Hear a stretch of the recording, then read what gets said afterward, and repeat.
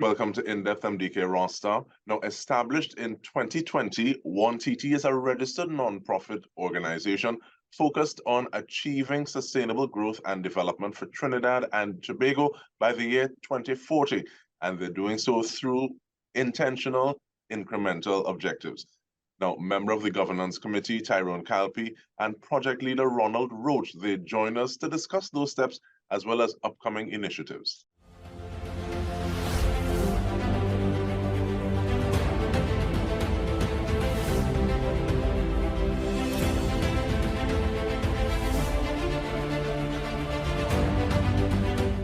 Gentlemen, thank you so much for joining us. Let's start off with you, please, Mr. Kalpee, in terms of getting an idea of, I guess, an overview and the main objective of 1TT. Thank you.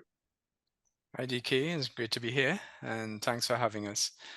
I think, a number of us in the country, a number of people in the country really want to see the country progress. They want to see the country take on challenges, and they certainly want to give back. And this is no exception with respect to 1TTs. There are a number of other organizations as well. And I think it shows the importance of being a citizen of Trinidad and Tobago, that people want to give back. There's also a lot of potential in Trinidad and Tobago. We see a lot of potential. We see a lot of opportunities for providing solutions that we don't have to depend on others to provide for us. We as citizens who have benefited from the country for many years want to provide that back. We want to influence change to a number of issues that are facing us. And we certainly want to drive opportunities for employment, like basic needs, decent work, etc. So, for example, we see a number of strategic opportunities, but we also see opportunities for projects that could bring about engagement much quicker as well. Things like education. If you look at our education system, we can't tackle everything. We are a non-profit organization, an NGO, etc. So we could tackle certain aspects of it. And in those two areas of education, just before you continue along those two areas of education, let me bring you in, please, Mr. Roach, asking what are some of those main focuses or the organization's main focuses in terms of program stats?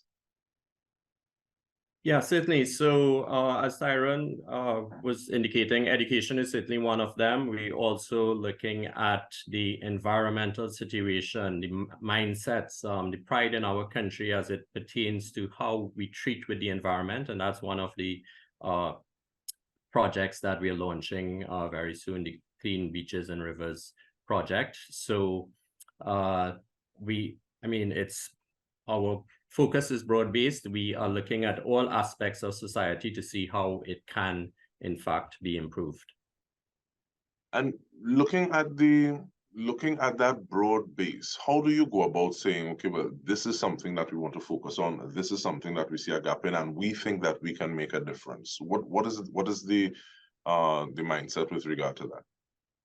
Right. So it's a two-tiered approach, really. One is looking at the low-hanging fruit, and the other is looking at the strategic aspects of the society, what we think that are important aspects that we need to focus on. So with respect to the Clean Beaches and Rivers program, it's obvious that in Trinidad, we need to have greater pride in our country from an environmental perspective, and the condition of our beaches and rivers, especially after the long weekends, it's so horrible. And it's really because of a few individuals. The majority of persons take pride in the environment, but the few individuals that don't are the ones that create a bad situation for all of us. So that's where we see a low-hanging fruit, and we want to capitalize on that by having a changing mindset for the rivers and beaches during those weekend events, during the festive events. And so being able to tell people that you don't have to leave the beach littered. You can keep it as pristine as you met when you came there. So it's great that we are able to join with the ICC Beach Cleanup Program to be able to clean the beach at the start of the day, at the start of that long weekend, and then encourage people to keep it clean, sharing information on the importance of cleanliness, on the importance of keeping our environment clean, and sharing with them tips, providing bags so that they can take their garbage and take it away. Thank you so much for that. And let me bring you back into the conversation, please, Mr. Kalpee, because one of the things that you said is that there are a number of organizations doing things in Trinidad and Tobago. But that begs the question, what is it that 1TT does a little different, or did you see that you said, okay, well, this is where we put a lot more focus? I think what we're trying to provide maybe differently is strategic solutions and getting involved in those strategic solutions as well. For example, as I said, a strategic solution to eliminating an SEA exam is something that the country has started a number of years trying to do, but we're still left with parents with nightmare, children with nightmare, and they're really solutions that can be put in place for those things. We lose 45% of our children writing in the CSEC exam. 45% of them fail every year. That's around 8,000 children. What happens to those children? And multiply that by 20 years. That's a 10% of our population. Our tech VOC institutions used to provide a really sound basis for providing skills, crafts, all those needs that we need in the country, but we still are not producing those again. So the mechanics, the talesmen, the carpenters, the plumbers, etc. Real good opportunities to do it, but we do have to change the system. Opportunities for ecotourism, providing the opportunities where somebody could book us from Asia straight into Blanche Shares or Central Range or something. Right now, we're doing some parts of it. There are a number of disconnected pieces. We see an opportunity to connect them so that people can, in fact, use the potential of Trinidad and Tobago to succeed. Opportunities for preventive healthcare. One of the biggest issues that we face is the fact that, we have a number of chronic diseases. We have a very high percentage of diabetes and hypertension, etc. It starts by educating the community level, but in a systematic way, so that the use of communities to take care of people at risk is really important. And although we have a number of people who work in communities, how does that link together to be able to find people at risk, educate them, keep monitoring them over time to keep them out of hospitals? So you can go on and on, export potential for agriculture. So those are the strategic opportunities we're driving, and we're looking to make sure that these are real and practical. And I appreciate the fact that you talk about that strategic, intentional approach to connecting these dots, because sometimes individuals don't necessarily see these issues as connected as opposed to disparate in their own neck of the woods. But with that in mind, though, and everything, it feels as though there is one strategic approach to it, and two, this level of education as it pertains to developing the whole. But that also seems as though it can be articulated in very different ways. So the beach cleanup that we're going to get back to in just a bit, but also looking at health, looking at how it is you find a viable, workable, functional alternative to the exam culture that we have grown up in. But it feels as though this is not something that is a one-person show or a two-person show. So who are some of the individuals involved? Let me ask, and who will answer that? I think I'll ask you, please, Mr. Kalpee, before we take the break. So just quickly, and I think Ronald will come back in. I just want to, the fact that it is actually not a beach cleanup. We're using the start of it as a beach cleanup to educate the mindsets that it doesn't have to be so. We don't have to leave a place that is so pristine, so beautiful, the way that we leave it. And educating people is our core to a number of changes. So I'll just say that education, public education, is key to saying that we don't really have to have it like that. All right, thank you so much. Mr. Roach, who are some of the players involved in 1TT? So we are open to a wide range, a wide cross section of the population. It's open to anyone who wants to make Trinidad a better place, make Trinidad live up to the potential that it has. We live in a beautiful country. There's so much of our culture, of our environment, of our natural beauty that we can celebrate. And so far we have just about 100 persons involved, persons who live abroad but yet still have an interest in Trinidad, and persons, of course, in Trinidad who want to see a better place. So Tyrone and I are just two of the individuals, but yeah, we're open to all. And Dike, yes, please. yeah, I was just saying, in addition to that, what we are seeing is people who want to get involved in direct types of projects, not just the strategic projects, but in direct projects. For example, we have one that's kicking off on decent work, where we have people in the age groups of, say, 25 to 35 who are out of work, who are looking for opportunities to be educated on skills craftsmen. So we feel that we could provide this in a way that I know a number of people are also doing similar things, but every little bit helps. If we can, in fact, educate persons on how to lay tiles, get tiles people, sponsor them to educate them and mentor them through a process, they then earn a living. And on that note, we take a short break. Stay with us. We return with more.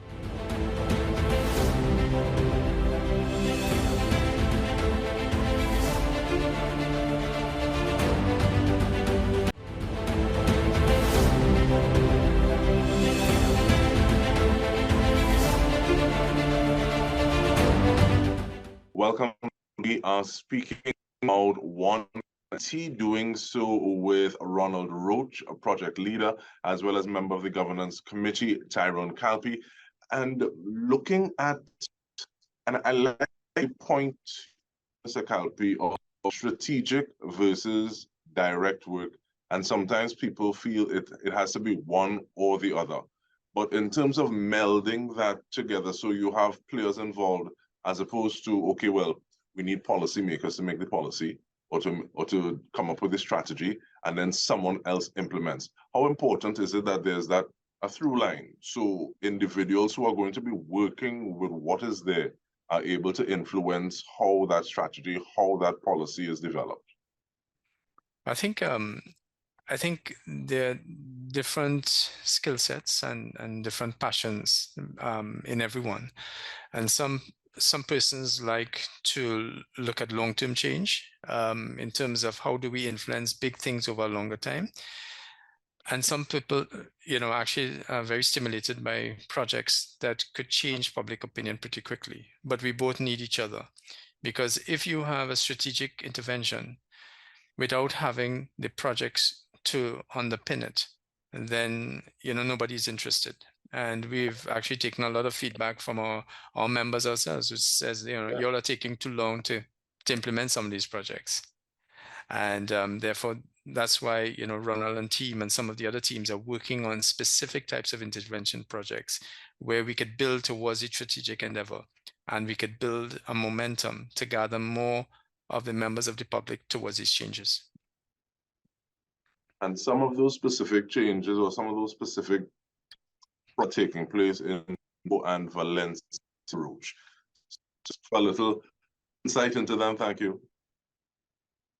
Yeah, so this is a project that we are launching to change mindsets with respect to environmental behavior, and we are launching on the 23rd, 24th, and 25th of September. That's the Republic Day long weekend, and of course, that is a weekend when a lot of people flock to the beaches, so in particular beaches and rivers. So we're looking at Saline Bay in Toco, that's on the road going up to the lighthouse on the left-hand side. That's a very popular beach. And then, of course, the Valencia cookout spot, a very popular beach, especially on those long weekends. So the intention is to start with the beach cleanup as part of the ICC program, but to really get persons thinking about the need to keep the beaches clean, keep the environment clean, the importance of proper waste disposal, reuse, reduce, and recycle, and environmental preservation. So it's going to be a fun event. We're going to have games, we're going to have quizzes, and so just to get people involved, just to get people excited and thinking about the need to protect the environment, the need to keep the beaches clean. And we are throwing out the challenge. We want to show that that beach and that river can be kept clean for the long weekend, and then throwing out the challenge for other people to get involved and keep the other beaches throughout the country clean and pristine. It makes me wonder, so yes, those beaches are popular, and how do you go about saying, okay, well, this is where we want to implement? So it was an iterative process, and we just had a vote, and those two spots were chosen, but it really could have been any two spots. We wanted to go to one river and one beach, and it could have been any two. But yes, we decided on those two in particular. And yeah, we're getting good support. We have other environmental groups and hiking clubs. So Palance 868 is part of the event that weekend. We have Nature Seekers. We have the Toko Foundation already on board. And we're encouraging everybody to follow us, like us on social media, on Facebook, on Instagram, 1TT for all. There's a registration form that you can fill out if you want to be part of the event, but you can just show up as well, and we would get you involved. I think there's also a website for 1TT. Absolutely. So there's our website as well, 1TT. So yeah. All right, and in terms of getting that information, because it's one thing to say, okay, well, yes, we've come up with a strategy and we've implemented, but what do you take from the implementation that helps inform further strategy, Mr. Kalpee? What is the process of doing that? I think, as Ronald would have said, the big thing here is to really engage those who are visiting these sites. And you asked about why those sites, because those are two of the most beautiful places in the country. And if you haven't been there, the Saline Bay in Toko is absolutely amazing. White sandy beach, crystal clear water, there's a reef outside, etc. So the fact is we want people to appreciate this, right? And what do we take out of it is we want to be able to engage the actual passion for the country, as we know that all Trinidad and Tobago citizens have. We've tried it already. We've actually engaged some people on the beaches, and they said, absolutely, this is something they want to go after. And this is normal people, you and me, out there. And we think that the innate characteristic of a Trinidad and Tobago citizen is to actually have pride in the country. And all we want to do is engage that. We don't want to keep cleaning up beaches. That's the objective. We do not want to do it. What we want to do is to say, when we go there, this is ours, and let Toko and Valencia be the pride that every single beach will follow. And so we want to throw the challenge, as Ronald was saying. We think that this could catch on. I really like the fact that you said, if it's not dirty, you don't have to clean it. And if people build that mindset, so it's something that you don't even need to think about. It's something that will be treated a little differently. But in terms of future initiatives, what are some of those things that we can look forward to? Because you already spoke about how the public can join 1TT's efforts, Mr. Roach. But in closing, I want to ask, though, what are some of those other things that we can look to see 1TT or just involvement? Because I also like the fact that you talk about engagement a great deal, and it's not as though this is a one-person show, in the sense that not just 1TT, but you've also called the people who are in the areas who already operate there. So it's not as though you're trying to reinvent the wheel. But what are some of those other things we can look forward to as time progresses? So with respect to the environment, certainly, I mean, this is just the start of it. There's so much to do with respect to improving our waste management situation, improving our environmental education. So we're going to be on social media. We're going to reach out, and we have been reaching out to the social media influencers. And so to create that culture of awareness about environment, waste management, recycling, circular economy, and even climate change. And so, but those are just some of the things, and I'll pass over to Tyrone to elaborate more on some of the other activities. Yeah, and thanks, Ronald. And some of the others include, you'll see pretty quickly we get into the decent work piece that I was speaking about earlier. If we could get, in fact, more people trying to help us to help persons to help themselves. teaching skills for those who are out of work, so that they can become employable, and sustainable employment. That's next. The education and the drive to set a strategic direction in terms of helping us, our youth who are coming out of school without jobs, to be able to have a strategic plan there for tech work education. We call it tech work education on steroids, where we are state of the art, influencing, the main commercial entities in the country to get behind some big projects with getting our tech work really moving in the direction that it's supposed to be. So we could save 7,000-8,000 students from having to go on the streets. And then we get into the ecotourism pieces as well.